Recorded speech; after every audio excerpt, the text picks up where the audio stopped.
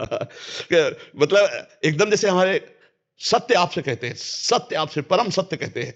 जो कलयुग में संतों के ऊपर भगवान की कृपा है, साधकों के ऊपर, वो अन्य युगों में कभी नहीं हुई।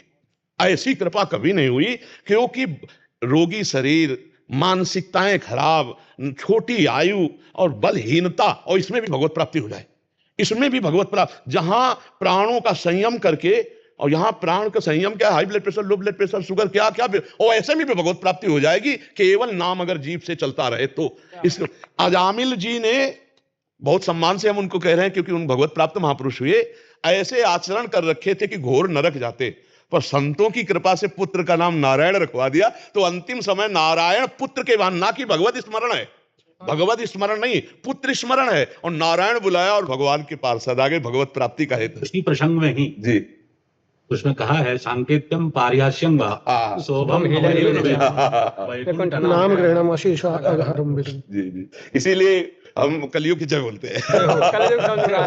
कलयुग का बहुत प्रताप है, कलयुग का बहुत प्रताप है। यदि नाम जब करोगे, हम आपको सच्ची कहते हैं, बड़े बड़े महापुरुषों का वचन, बड़े बड़े सिद्धों के दर्शन से और शास्त्रों के स्वाध्याय से, और आज के हमारे समस्त बड़े सिद्ध महापुरुषों, एक ही बात निकली सार, निरंतर भगवत स्मरण। लेकिन महाराज ये संभव बड़ा बहुत ही मुश्किल और कठिन काम तब महाराज जी है जब हम करेंगे, और जब गुरु और हरि के प्रसाद से, तो हरि प्रसाद कछु दुर्लभ नहीं दुर्लभ है महाराज जी। गुरु कृपा पात्र और भगवत शरणागत नहीं दुर्लभ है महाराज जी, और अहम में इतना दुर्लभ है कि जन्म जन्म मुनि जतन कराए। नाम में रुचि श्रद्धा नहीं हो जी। हमारे जी श्रीमन महाप्रभु सनातन गोस्वामी पाद को प्रयागराज में कहा, जीवे दया नामे रुचि वैष्णव सेवन, यार वही आर गति नहीं सनातन जी। वो नाम में रुचि नहीं होता महाराज जी। अगर हमारा लक्ष्य बन जाए भगवत प्राप्ति सत्संग से, वही जो बड़े बड़े तीर्थयाटन, बड़े बड़े साधन, बड़े बड़े व्रत, बड़े बड़े धर्मानुष्ठान जो समानता नहीं कर सकते सत्संग की, भगवत प्रेमी महात्मा के व्रतांसी यज्ञ छंदांसी तीर्था नियमा यमा यथा वरुंधेत सत्संगा सर्व संगो पहो इमाम। अगर सत्संग से भगवत प्राप्ति का दृढ़ निश्चय हो जाए और हमारे हृदय में महत्व भगवान का बैठ जाए, महत्व, जैसे अभी हम भक्त अपने को कहते हैं लेकिन महत्व पूरा भगवान का नहीं होता, तभी विस्मरण हो जाता है। क्योंकि कोई भोग आया और भगवान का विस्मरण हुआ तो भोग महत्वशाली हो गया, ना कि भगवान। अगर महत्वशाली भगवान होते तो वो भोग को भोगते हुए भी भगवत विस्मरण ना होता। जो आवश्यक विषय है या कोई भी वस्तु है या पदार्थ है, त्रिभुवन की राजलक्ष्मी देने पर भी जो आधे पल के लिए भगवान का विस्मरण न करे, वो महाभागवत है। वही महाभागवत का संग मिल जाए और हमारे हृदय में महत्व बैठ जाए कि मुझे इस जन्म में भगवत प्राप्ति करना है, और भगवत प्राप्ति भगवान नाम जब से होती, भगवत स्मरण से, तो फिर अंदर ही अंदर वो हमारे ऐसे चलेगा कि हम रोकना चाहें तो भी ना रोक पाएंगे। जैसे विषयी पुरुष विषय का चिंतन नहीं रोक पाता है, ऐसे ही लक्ष्य दृढ़ हो जाने पर, और ये बिना अभ्यास के हो जाएगा।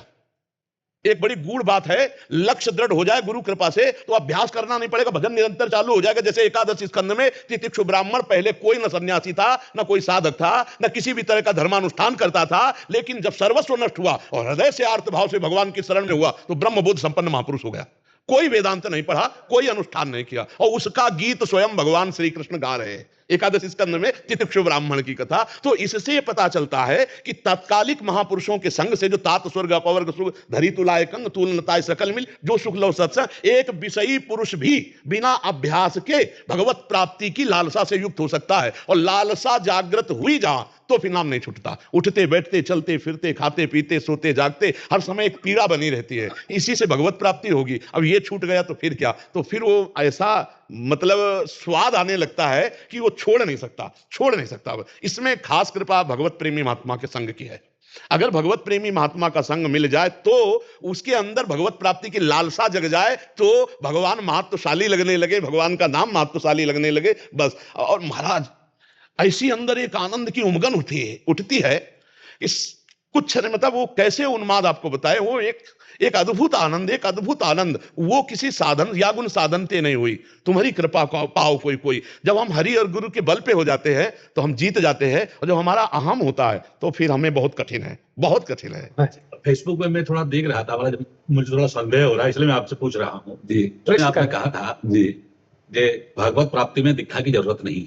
महाराज जी, इसका कारण यह है कि जहां भी नाम सुनने को मिलेगा किसी न किसी महापुरुष के मुख से निकला होगा, और आप नाम जपना शुरू कर दीजिए और नाम आपको गुरुदेव तक पहुंचा देगा, गुरुदेव आप तक पहुंच जाएंगे। तुम्हें कुछ चिंता नहीं करनी, तुम्हें केवल नाम जपना। हम केवल नाम पर जोर देते हैं। अगर राम बोले तो राम को बोलने वाले शास्त्रों सिद्ध महापुरुष हुए, जो राम राम बोले शास्त्रों सिद्ध महापुरुष हुए। हम राम राम जप करें तो हमारे जितने भी राम जपने वाले सिद्ध महापुरुष हैं वो हमें संत का दर्शन करा देंगे। आपका समर्थन मैंने किया इसलिए किया महाराज, हमारे चैतन्य चैतामृत में एक बड़ा सुंदर चौपाई है जी, भिक्षा पुनर्चर्या विधि अपेक्षा ना करे।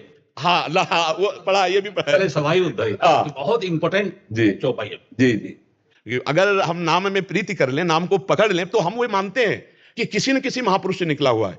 उसके जो भी नाम आप शिव राम हरि कृष्ण ऐसे नाम जापक सिद्ध हुए हैं कि जो खूब चिल्ला चिल्ला के बोले हैं, तो हम वही नाम जप कर रहे हैं। तो जितने हम जैसे राम राम शुरू करें तो जितने राम नाम जापक हैं वो सब हम पर कृपा करेंगे और आगे से आगे मार्ग हमको देते चले जाएंगे और अब गुरु मिल जाएंगे, दीक्षा हो जाएगी। सब दीक्षा बाहरी ही नहीं होती, आंतरिक भी दीक्षा होती है। जहां साधक लड़खड़ाता है वहां सिद्ध अव्यक्त महापुरुष आकर उसे उपदेश दे देते हैं, ये जपो ये करो आगे बढ़ जाओ आगे। हाँ आगे। तो इसीलिए हम कई बार कहते हैं कि तुम्हें नाम पर केवल ध्यान देना। अच्छा, आप कंठी बंधवा ली, मंत्र ले लिया और तिलक आदि भागवतिक वेश धारण किए और आप भजन नहीं करते, मनमानी आचरण करते तो भगवत प्राप्ति नहीं, भगवत प्राप्ति नहीं होगी। नहीं, और हम कहते हैं कि मानो कंठी नहीं धारण किए, तिलक नहीं धारण करे और वो खूब राम राम जप रहा है, भगवान मिल जाएंगे, भगवान मिल जाएंगे। देखो, भगवान को जब पुकारा जाता है तो भगवान पहले संतों के रूप में आते हैं। आज तक किसी को भगवत साक्षात्कार हुआ जहां तक हमने देखा तो कोई न कोई महापुरुष पहले रहा है।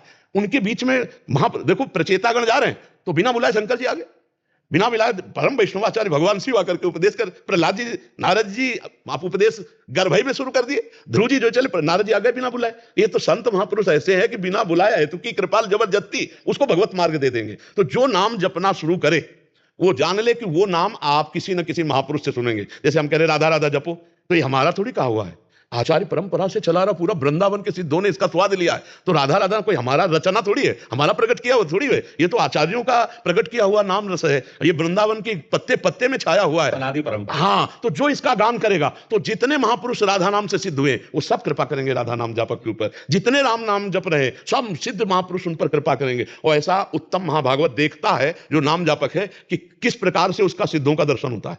नाम जाप देखो, देवर्षि नारद जी ने बताया कि 7 दिन में तुम्हें सिद्धों के दर्शन होने लगेंगे द्वादशाक्षर मंत्र से। हम अगर तन्मयता पूर्वक नाम जप करें तो बड़े बड़े सिद्धों के दर्शन होंगे। और सिद्धों के दर्शन का मतलब है भगवान मिलने वाले हैं। भगवत प्रेमी महात्मा का दर्शन का मतलब भगवान मिलने वाले हैं। और भगवान मिलने के पहले सिद्धों के दर्शन होते हैं। जैसे विभीषण जी राम जी का साक्षात्कार तब कर पाए, पहले हनुमान जी का साक्षात्कार हुआ, तब राम जी का साथ। और हमें बहुत प्रसन्नता है कि भगवान ने हमें कलयुग में अवसर दिया भगवत प्राप्ति। बहुत प्रसन्नता है कि धन्य है कलयुग। और आपको बताएं, अगर भगवान से आप जुड़े हुए हो तो कलयुग का कोई भी प्रतिकूल व्यवहार आप नहीं देखोगे। और अगर भगवान से विमुख हो तो देखो भगवान का फिर आपको बहुत पिटाई करेगा।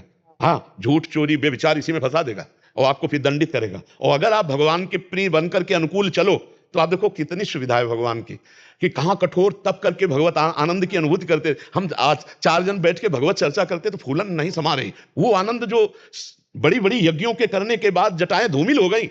शौनक जी कह रहे सूत जी से मुझे नहीं मिला, लेकिन आपके श्रीमुख से भगवदानंद जो कथामृत है, अरे मुझे आप सुनाओ महाराज, आप सुनाओ महाराज। तो ये तो बहुत कलयुग की धन्य महिमा है जो नाम जप से कथा कीर्तन से हमें भगवत प्राप्ति सहजता पूर्वक हो जाती है। हम जैसे जैसे भगवान नाम चिंतन करते हैं वैसे वैसे इंद्र नील मणि झलकने लगते हैं। आप देखो तो जब के तो देखो, पर बस जो महाराज जी ने कही कि रुचि नहीं होती, रुचि भोगों की तरफ, इसलिए नाम छूट जाता है। नहीं तो अगर पकड़ लो तो महाराज माला माल हो जाओ। बाहरी और भीतरी दोनों संपत्तियां, बाहरी और भीतरी दोनों संपत्तियां, ई परलोक सकल सुख पावत मेरी सो भैया कृष्ण गुण संचु। ई परलोक और बाहरी और भीतरी दोनों संपत्तियां नाम में छुपी हुई है। जब के कोई देखे राम नाम मणि दीप धरि जी देहरी द्वार, तुलसी भीतर बाहर जो चार। हाँ, चमस्कंद में स्पष्ट कहा है महाराज, यस्यास्ति भक्तिर् भगवत किंचन सर्वैर् गुणैस्तत्र समासते। जी जी जी जी जी। क्या महाराज तत्व